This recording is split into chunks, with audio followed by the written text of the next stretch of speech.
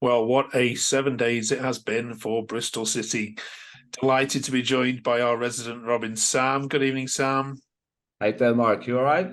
I'm good. Let's wind the clock back a little bit, shall we? We previewed the Cardiff game last week. Was there any inkling going into that game that that was going to be Pearson's last?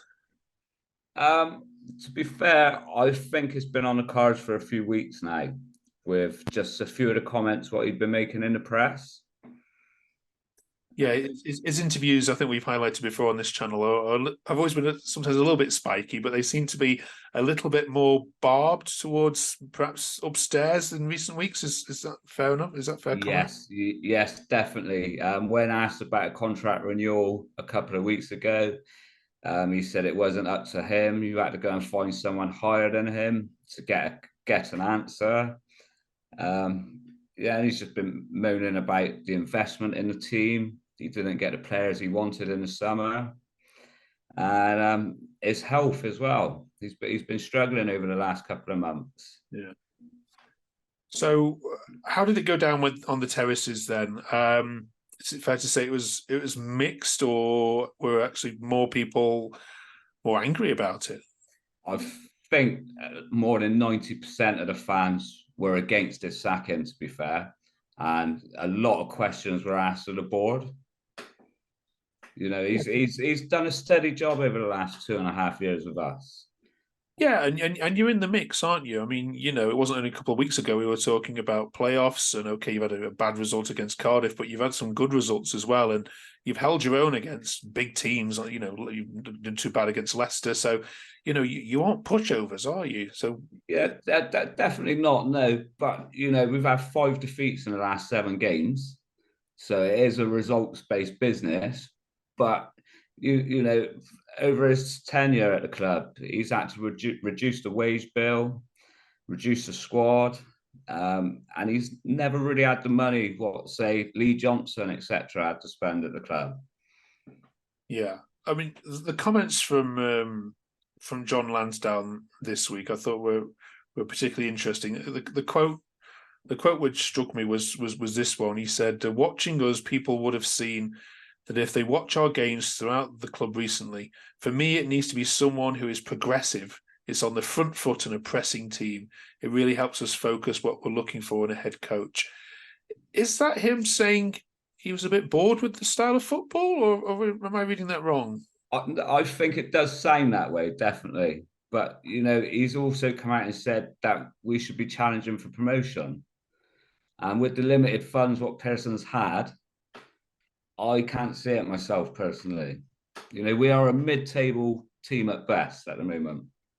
Yeah, and is there a danger that you throw out systems and defensively you've been all right, haven't you? And you try Yeah, and point someone who's, what does he say, front-footed and wants a press, and you've got a team of players who they haven't had a pre-season under that style. They're not used no, to that style. Is there a danger here that this could backfire?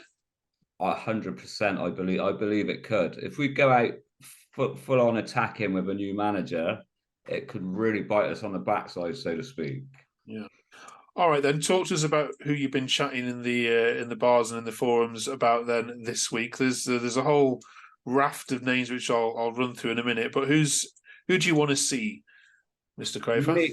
Me personally, I would like John Eustace.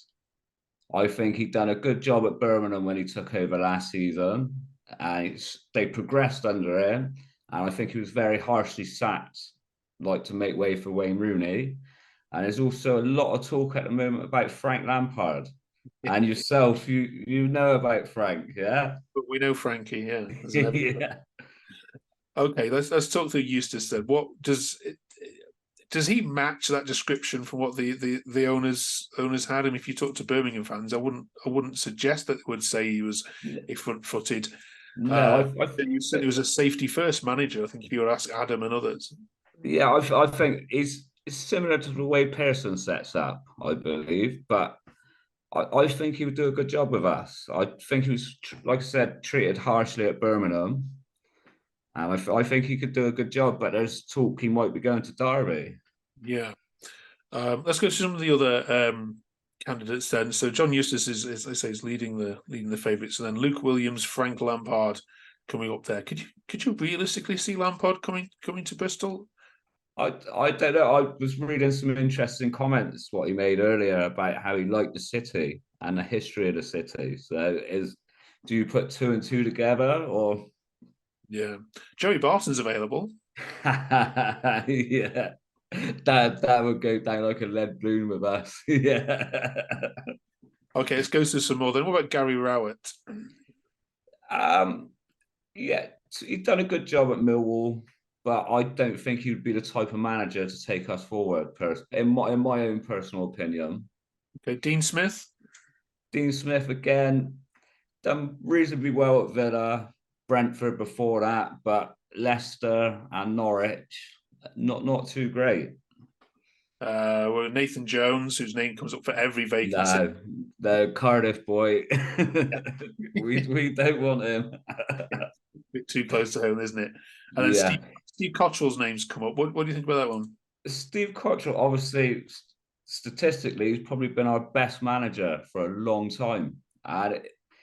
But he went against Lansdowne last time and ended up getting a sack. So I think the Lansdowne's what another yes man there. And Cottrell, I don't think fits the bill there. Although I'd love to have him back, but I don't think he fits the bill at the moment. Okay. So your manager list going into the game this weekend, which we'll preview in another video. But final words on Pearson's reign. What has he done to your club before he came in here? What's his legacy going to be? Short as it was.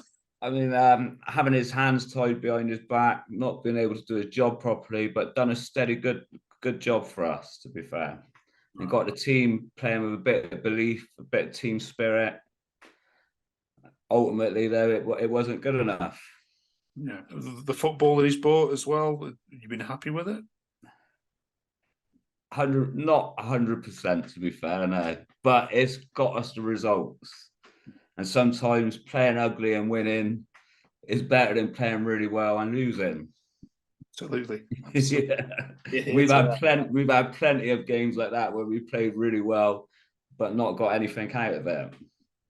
Right. Well, listen, Sam, we'll preview in another video, and I'll put the link in the. Well, if you want to preview the Sheffield Wednesday game with us a little bit later on. Yep. But thanks for joining us on this special Terrace Talk view of Bristol City's manager. And we'll get it right. Yeah. Easy done. Yeah. All right. See you later. All right. Yeah. Speak soon. Bye.